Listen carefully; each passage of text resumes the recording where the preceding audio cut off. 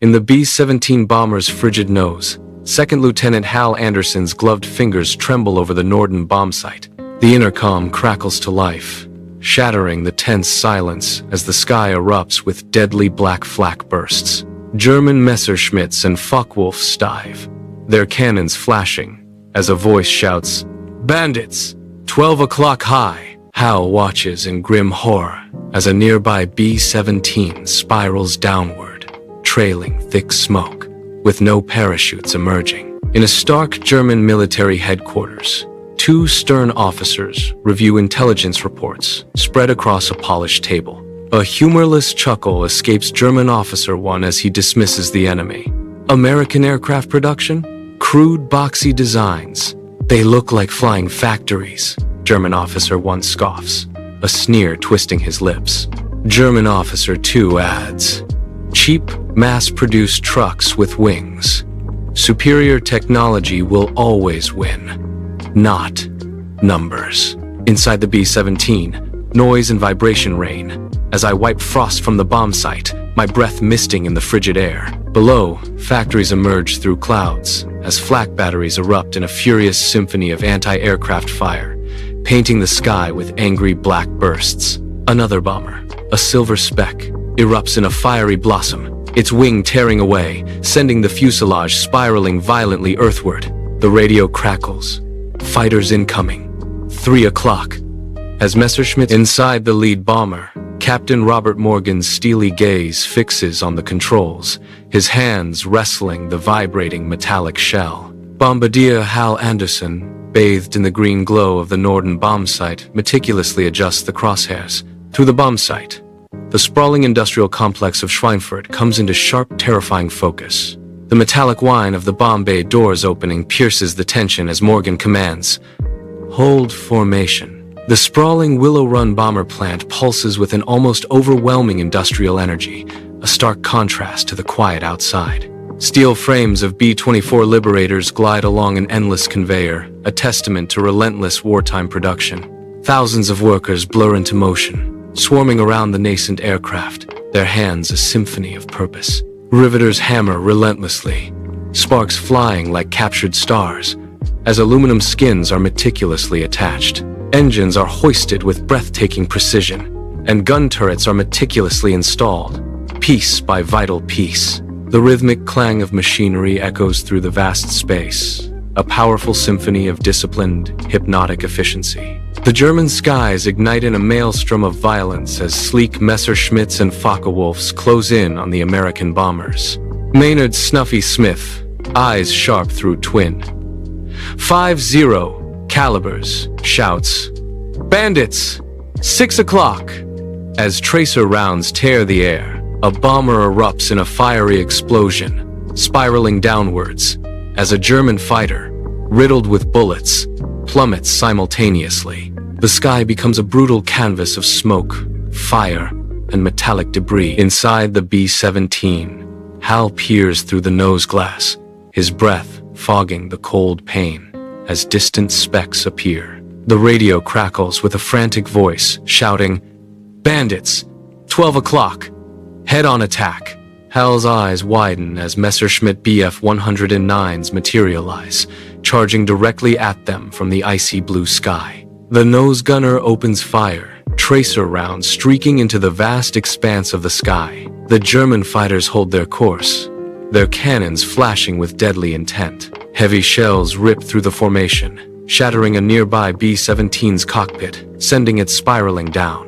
Acrid smoke chokes the B-17's radio compartment as flames greedily consume the metal, growing with terrifying speed. Crew members, faces grim and soot-streaked, battle the raging inferno with extinguishers, but the fire blazes unchecked. The pilot's urgent command cuts through the roar. "Bail out!"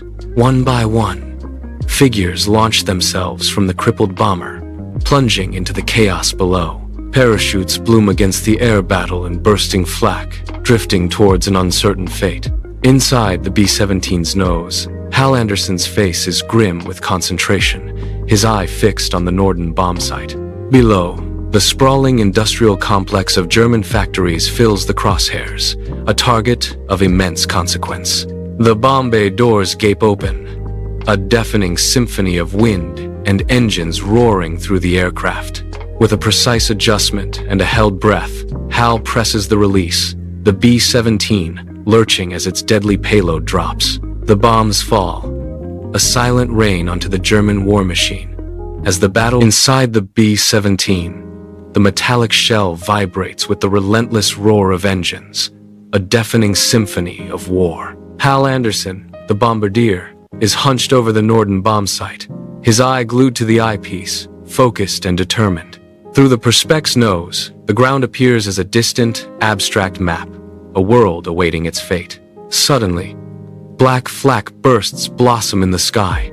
Closer now, a violent shudder rocking the aircraft. Hydraulics hit.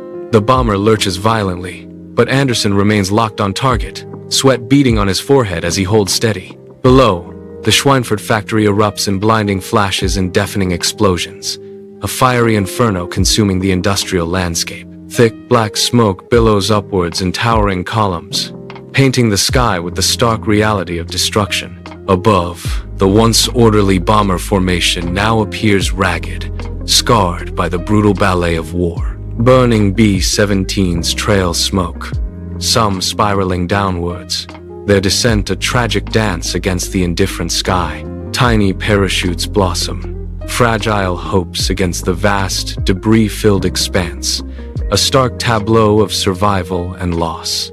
The crippled B-17 cockpit vibrates with controlled chaos, 2 engine indicators dead, as the pilot wrestles unresponsive controls. His knuckles white, the pilot's grim resolve fights the shuddering aircraft, barely holding altitude. German Focke-Wulfs and Messerschmitts swarm, tracer fire streaking past the windows, a deadly dance of survival. Faces etched with exhaustion and fear. The crews desperate. Above the snow-dusted German landscape, American B-17 bombers fly in tight, vulnerable formations, tiny against the vast, cold sky. Inside a lead bomber, the pilot, Mid-30S, weary yet determined, scans the empty sky ahead, a silent vigil against unseen threats. Whispers of ghost fighters circulate, a desperate hope for salvation against the grim reality of unescorted deep penetrations. The German heartland looms, a dark, foreboding expanse, known to all as a killing zone for bombers. The air is thin and cold, a stark reminder of the deadly journey ahead as their short-range escorts turn back. Messerschmitts and Focke-Wulfs roar to life, propellers slicing through the frigid January air as German pilots ascend with grim determination. Through the clouds, a shocking sight. Hundreds of sleek P-51 Mustangs weaving protectively around the American bombers. A German pilot's eyes widen in disbelief, his voice sharp with alarm. "They have escorts! Deep over the Reich!" The Mustangs dive, initiating furious dogfights, instantly turning the hunters into the hunted in a deadly aerial ballet. Against a smoke-filled dawn, the skeletal remains of a German factory stand as a monument to relentless bombing. The ground is a desolate expanse, littered with twisted metal and shattered rubble, a landscape of ruin.